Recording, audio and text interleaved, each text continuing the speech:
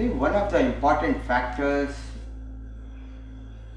responsible for the current agrarian crisis in many parts of the country is the lack of an institutional mechanism that provides a fair and assured returns to the farm producers. Cooperatives in some sectors have done well in this respect. For example, in the dairy sector. However, even in dairy sector as well as cooperatives covering other sectors are faced with certain constraints. The constraints are of two types, one external and another internal. The external is that one which is because of an archaic cooperative legislation, restrictive in nature, which does not provide the organization the required autonomy, which does not provide the organization the need to manage professionally and for democratic governance.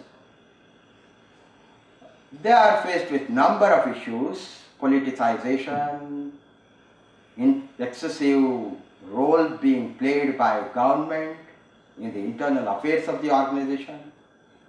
This apart, co-ops are also faced with certain inherent weaknesses, including the traditional mindset that they generally have with respect to the roles to be played by the board, roles and responsibilities of the chief executive. There is a lot of confusion in these things and all. That's one part of it.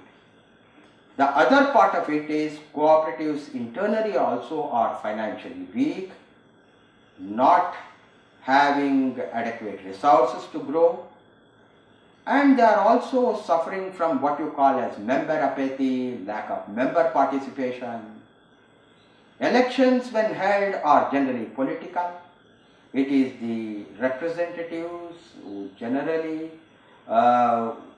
it is those who generally represent the political interest and not truly the business interest that occupy the positions of the board in many cases.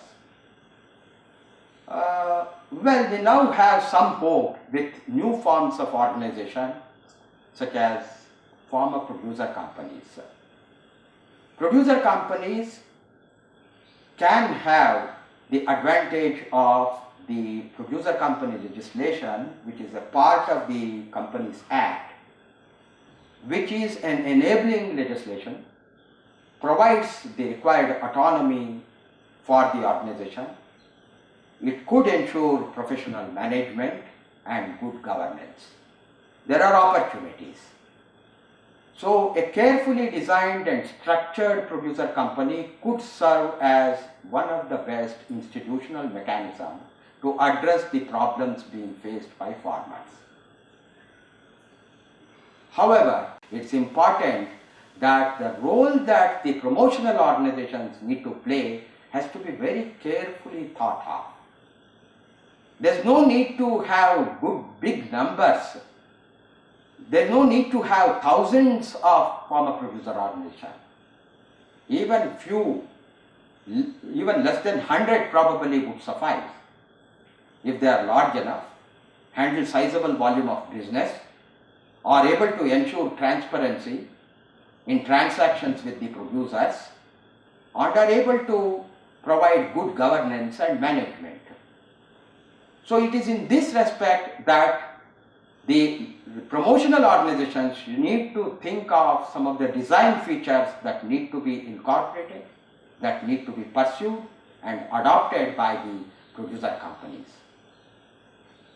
Basically, to address all such problems that we have seen in cooperatives, we should see that such problems do not crop up or are minimized in case of producer companies. So this is where FPOs play a very important role.